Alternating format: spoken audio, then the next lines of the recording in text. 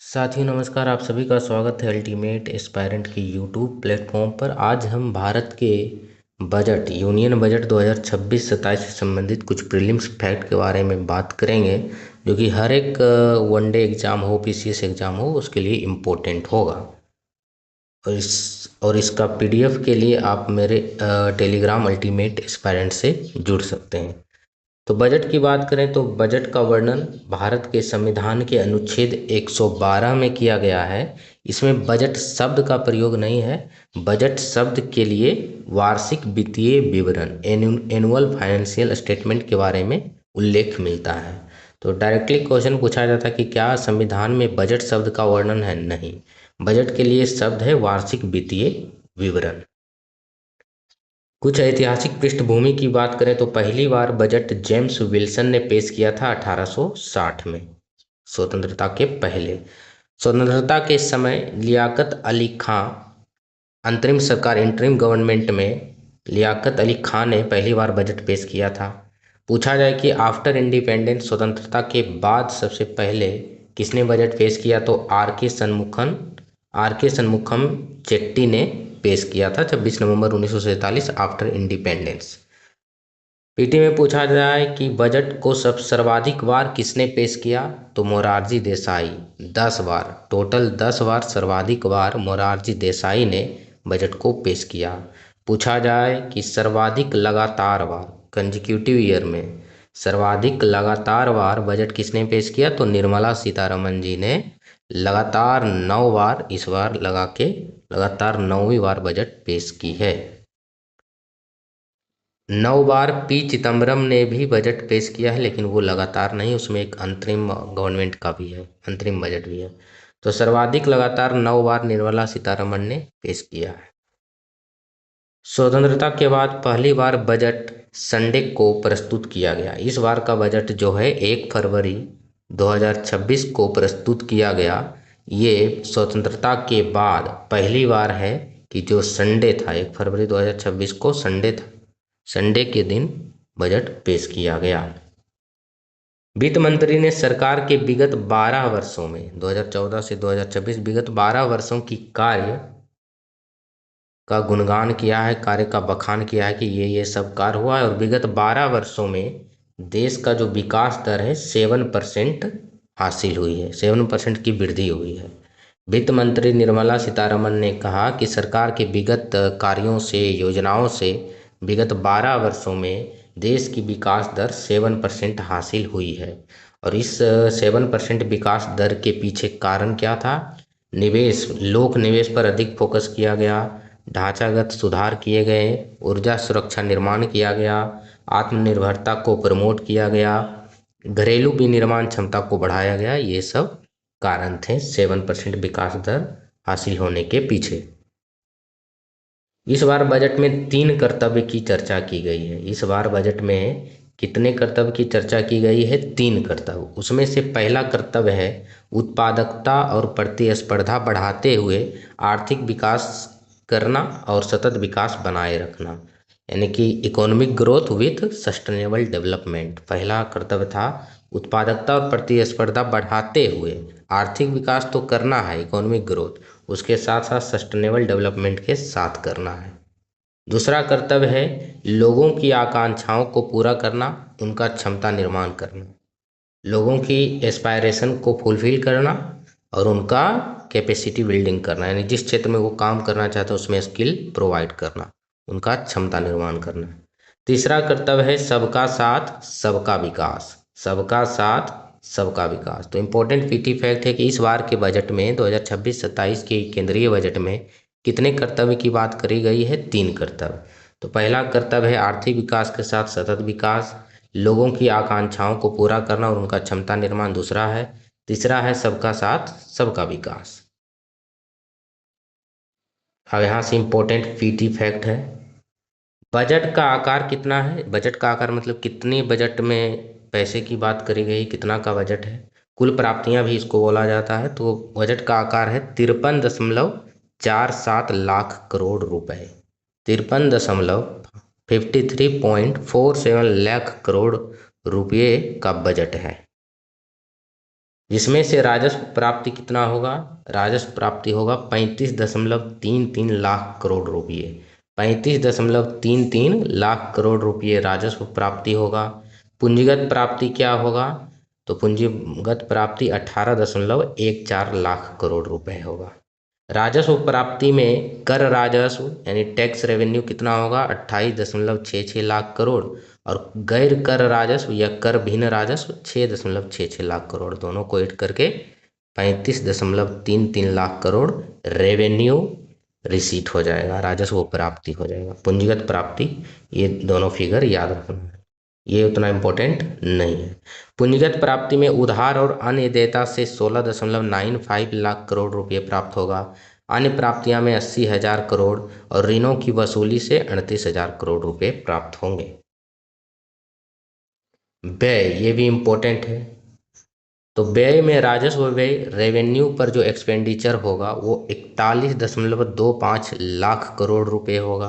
पूंजीगत व्यय कैपेक्स जिसको बोलते हैं कैपिटल एक्सपेंडिचर, तो इसमें होगा 12.22 लाख करोड़, एल से लाख, सी आर से करोड़ रुपए।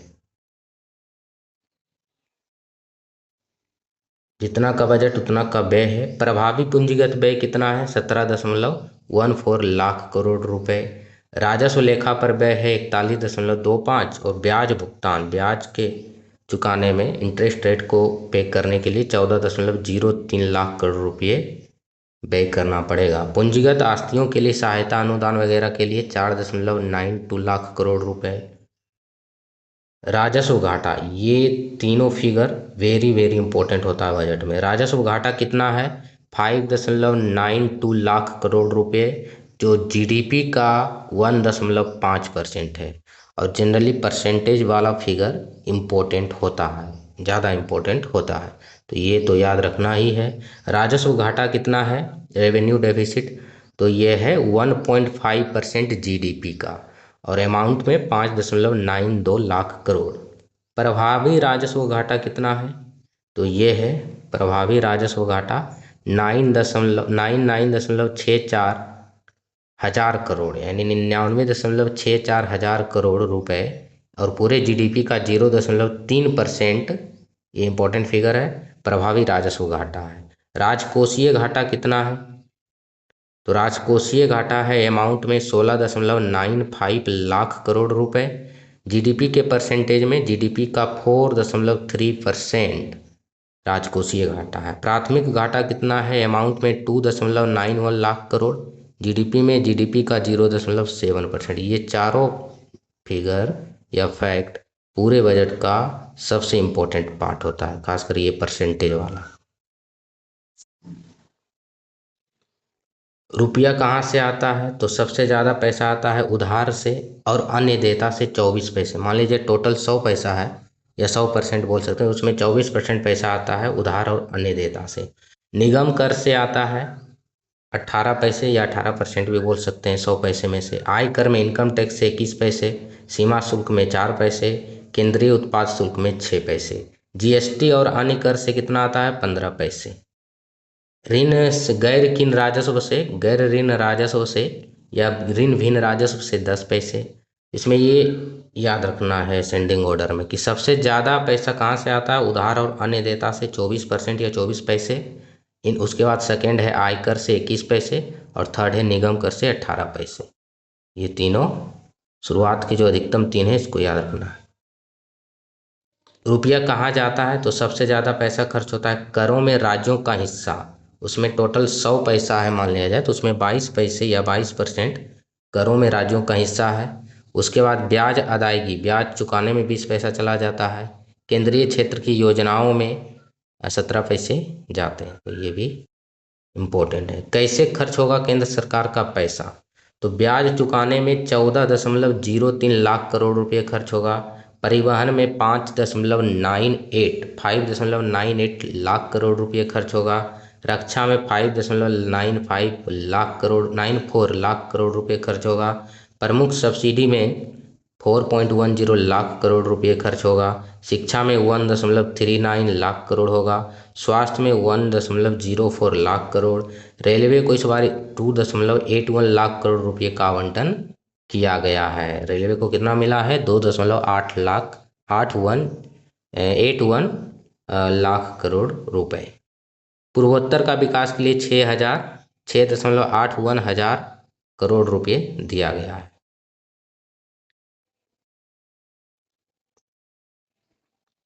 अगला है इम्पोर्टेंट कि 64 वर्ष पुराने आयकर अधिनियम 1961 की जगह पर एक नया आयकर अधिनियम 2025 1 अप्रैल 2026 से लागू है। तो 64 वर्ष जो पुराना आयकर अधिनियम था 1961 के स्थान पर क्या आया है? तो नया आयकर अधिनियम 2025 जो 1 अप्रैल 2026 से लागू। इसमें क्या है? नया आयकर अधिनियम को जटिलताओं को दूर करने के लिए लाया गया है ताकि जो कॉम्प्लेक्स एक्ट है उसकी जगह पर आसानी से काम हो सके। इसमें टोटल अध्याय पुराने वाले एक्ट में 47 था और नया आयकर अधिनियम में मात्र 23 अध्याय है। धारा पुराने वाले में 819 था, अब केवल 536 है। व्यक्तिगत आयकर दरों और स्लैब में कोई परिवर्तन नहीं किया गया। 12 लाख तक की आय पर कोई देयता या कोई कर नहीं देना होगा। जो आय स्लैब है कर की दर है, तो 0 से 4 लाख रुपये पर 0% कर की दर है। 4 से 8 लाख पर 5% है। अब 5% करके बढ़ेगा, इधर 4 बढ़ेगा, इधर 5 बढ़ेगा। 0 से 4 याद रखना है 0, फिर 4 से 8 में 5, 8 से 12 में 5 ऐड कर देंगे, 10% टैक्स लगेगा। 12 से 16 लाख तक इनकम है, ये रेवेन्यू है, तो उसमें 12 से 16 लाख में ये लाख रुपया है, 12 से 16 लाख रुपया, इसमें 15% लगेगा। इधर फिर 4 ऐड होगा, 16 से 20, इधर 5 ऐड हो जाएगा, 20%। 20 से 24 में 25%, तो 24 से प्लस में 30%। केवल याद रखना कि 0 से 4 में है 0, 0 से 4 में है 0, और उसके बाद 4 से 8, इधर 4 बढ़ेगा, 4 से 8 में 5, फिर 8 से 12 में 10, 5 ऐड करते जाना है। तो ये कर स्लैब भी इम्पोर्टेंट है।